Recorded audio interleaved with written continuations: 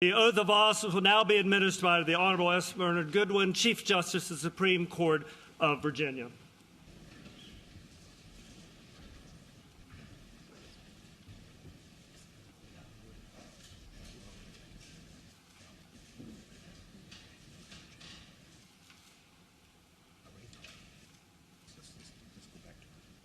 Okay. You the boss. Speaker-designee Scott, are you prepared to take the oath of office? I am. Please raise your right hand and place your left hand on the Bible.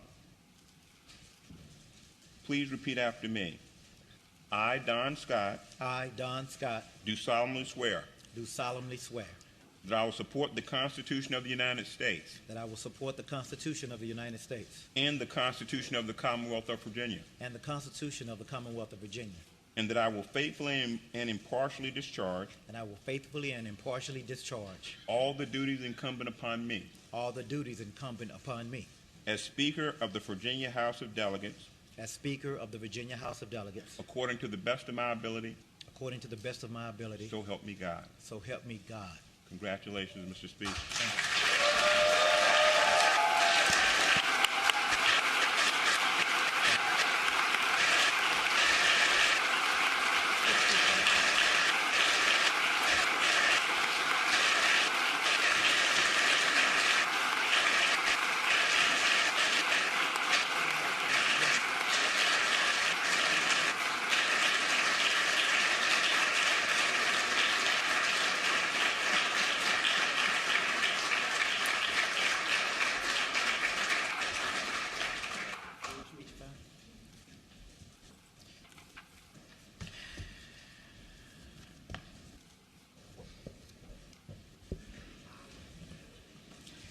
Good afternoon, Virginia. Thank you. Thank you all for being here. My first immediate emotion is just gratitude. Very grateful. I know this is God's favor. I know this is God's grace, which is undeserved favor. And I'm grateful. I want to thank my family, especially my wife, Melanda. Wife, stand up.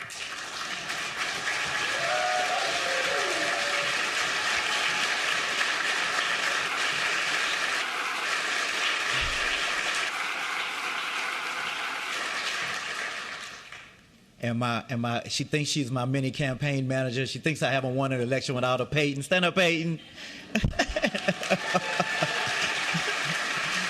My little 15-year-old daughter. So y'all, you know, real talk. Without them, I wouldn't be here. You all know it when you serve that we couldn't do any of this without our family, without them allowing us to be away. Countless hours, countless nights, people pulling you in different directions. Town meetings, council meetings, committee meetings. We know that, commissions. So we want to thank our families. And first of all, let me congratulate all of the new delegates that are here. Congratulations.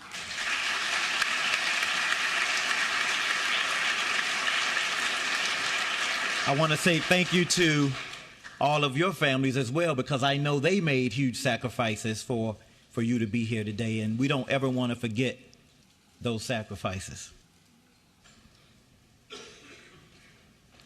I'm trying not to do them. Y'all keep cool here. Because my mother is here, Helen Scott. She's in a chair, but she can't. Raise your hand, Helen Scott. Just raise your hand.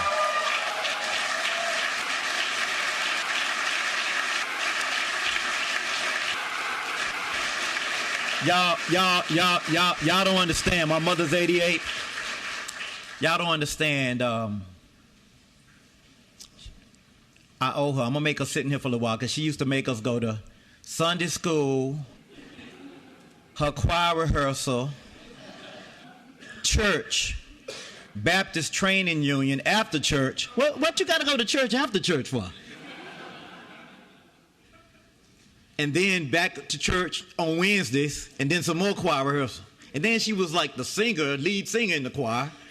She was the soloist, so I got to listen to some more singing. Then when I go home, she's singing some more. And she's tough, y'all. I got to honor her today.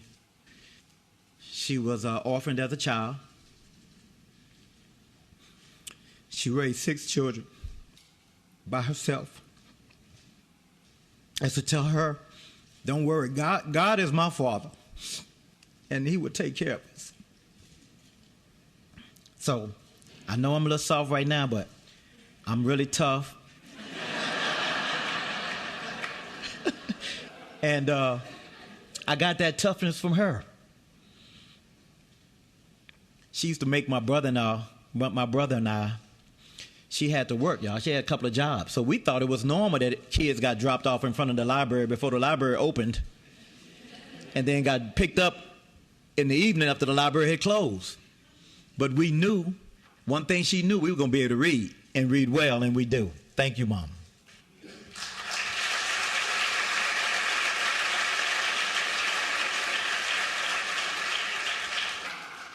I think the other strong woman in my life, my wife, Dr. Melinda Colson Scott. Y'all, she was a dentist teaching at the University of Pennsylvania when I met her. I was struggling. Some of y'all know my story. I'd really just come out of jail, real talk. And she looked at me and didn't see anything that the world sees. She looked at me and saw her aspiration, her husband, her friend, her confidant. Thank you. Thank you. When I was at my lowest, you looked at me and you saw me exactly where I'm standing right now. Thank you. Thank you.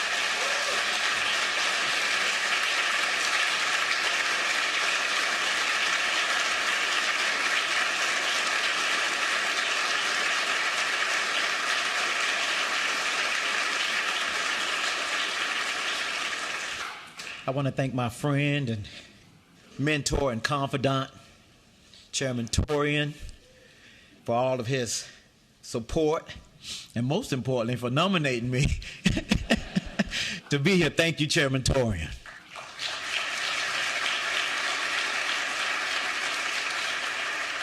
I'm about to tell a secret that I promised that I would keep, but I'm about to tell it. Delegate Austin, Terry Austin, a few years ago, I was going to Texas for aunt's funeral during COVID. I'm coming back from, I'm going through the airport in Hobby Airport in Houston, and I see Delegate Austin, and I yell out, Delegate Austin, Terry. And like he always does, he ignored me. But thank God his wife was with him. And like most of our wives that protect us from ourselves, she said, Terry, and looked back and pointed at me. And so he came over and we spoke and we hugged and we talked. And from that point on, we've had, a great friendship and relationship. And I know folks don't believe that civility and cordiality can exist across the aisle, but I'm telling you it can. Because we have a great relationship, and I want to thank him from the bottom of my heart for standing in for me today and taking my nomination. I appreciate it. Thank you.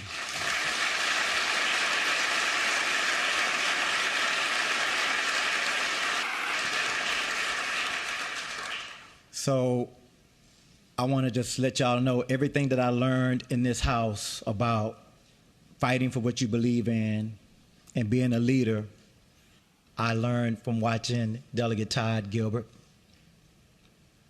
the former speaker and now minority leader.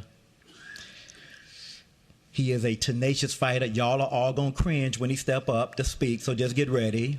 He used to make me do it too. Y'all give it up for my friend Todd Gilbert.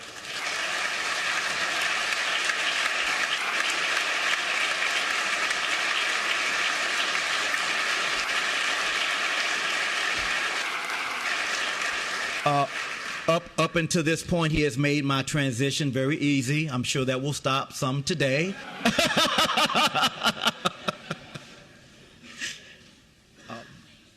I'm grateful and thankful to my colleagues for the trust that you have placed in me to lead this august body. The historic nature of my speakership is not lost on me. This will be the first time in the history of the Commonwealth of Virginia that we have had a speaker who was as intelligent as this and as handsome as this. No, what y'all laughing at? It's true. No, let me stop. But it's an honor and a privilege to be elected by my peers as the first black speaker of the House of Delegates, 405 years after the founding of the longest continuous democratic elected body in the Western Hemisphere. Also, coincidentally, 405 years after the first enslaved people arrived here. Not far from where we stand, down the road in Hampton Roads. So I know I stand on the shoulders of those who came before me. And there's something about being the first to do something. I think about the folks that I look up to personally who never got this opportunity, who I still count as friends, who are brilliant. Forgive me, but they are legislators, former legislators, they're jurists, they're now colleagues and peers. And they served in this body, African Americans. People like Kenny Alexander, former delegate, senator from Norfolk, and Yvonne Miller, former delegate, fierce fighter, and senator from Norfolk. I think about former delegate Gerald Jones and my predecessor and mentor and friend from Portsmouth, now Circuit Court Judge Delegate Ken Melvin. All of these guys were brilliant. All of these ladies were brilliant. Yet they never had the opportunity to stand where I stand now. In fact, Judge Melvin told me he never even fathomed getting the opportunity to stand where I'm standing now. So I don't take this for granted. I've spoken to many of them over the little while.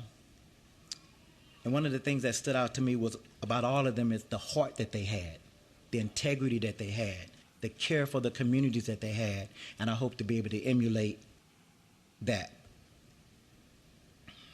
So I know I stand on the shoulders of giants. I can't even imagine what it must have been like for Doug Wilder, first black governor of Virginia, 1989, or Fergie Reed, the first black person elected to the General Assembly since Reconstruction, or George Tioma, who was elected during the Reconstruction to the General Assembly. He's a black man from Portsmouth, and he was a Republican. And every time I look around this room, I do see this. I see the ghost of those people who worked here, those black folks who were enslaved here, whose dignity and humanity was discounted right here in this room. I see those people. And I know we, not just we carry their hopes and dreams and their posterity. And I carry it in my heart. I think about all of the people who never got their rights heard by people sitting in this chamber. Thank God the Commonwealth has turned the page. Thank God.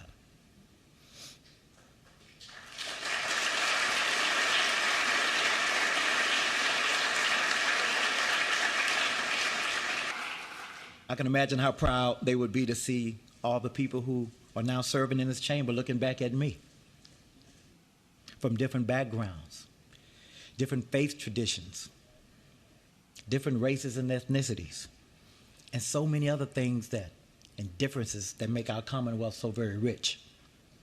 And talk about diversity. I have a very unique story myself. Some of you know and some of you don't, but Google me, as the kids say. 30 years ago, I went to federal prison. I did an 8-year sentence. Almost 8, 7 years, 8 months, who's counting? And I'm in awe of how awesome God is. It was 30 years ago. Now I'm standing here today.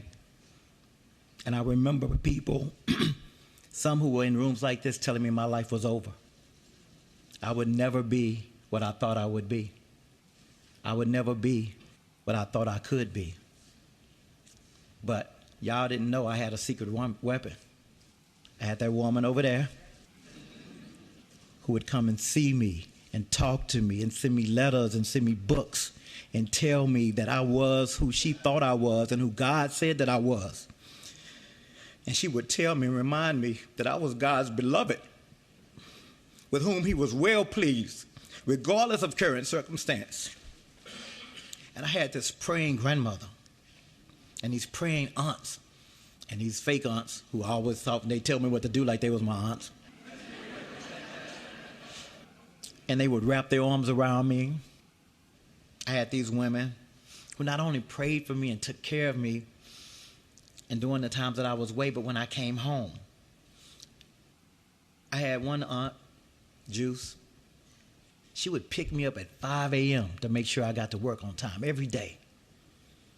Commitment, 5 a.m. every day. Get me to work, get me back, because I didn't have a car at the time.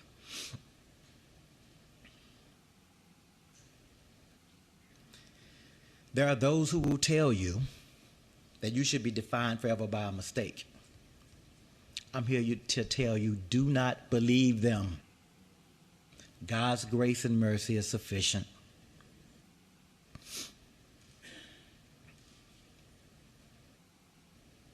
Duty, honor, country.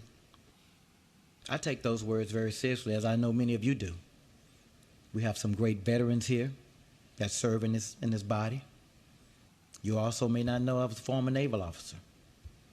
I often think about the sacrifices that those in uniform make every day in foreign lands and in hostile situations. They raise their right hand and they take an oath to put themselves in harm's way. And their families many times don't know not only where they are, but when they'll return. And we speak now. As we speak right now, there are men and women who are standing watch all over this nation. Please, as you serve, do not forget them. Do not forget them. The decisions that we make here are going to make sure that they come back to a country that has freedom and democracy for which they fight for overseas. Do not forget them.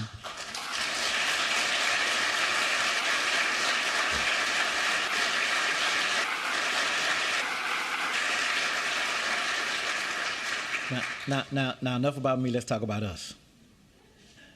So y'all know this. Like, y'all know the Senate's Democrat last session and the House was Republican. So everything that we got done last year, it was bipartisan. Oh my God. It works. We can do it again. And y'all know, because I've been in a couple of fights, Leader Gilbert, we know how to count. We're in a 51-49 body, right? So if we want to get anything done, we're going to have to get it done together. We got a Republican governor, got 51 over here, 49 over here, 21 and 19 over there. Can't get much closer. Got to be able to count, got to be able to get some things done. Y'all who have been here for a while probably know this, but 80% of the things we vote for, they uncontested. It's boring. Hit the button, because it's uncontested. It's all good ideas. Newsflash. Every great idea ain't on the Democratic side, and every great idea ain't on the Republican side. Great ideas come together. Sometimes they start out as a bad idea, become a great idea. And we fix them, and we do it together. So I'm looking forward to working with everybody to continue that journey. This is what I promise as Speaker. I will allow debate. I will try to promote civility, no matter how invested we all are in the outcome, no matter how vociferous it may become. And sometimes we all get emotionally attached to some stuff. And that's good. That's why we were elected, because we care. That's why we were elected. So I would just not be the Speaker of the Democrats, and I will not just be the opponent of the Republicans, but I will be the Speaker of the House of the Commonwealth of Virginia. Thank you.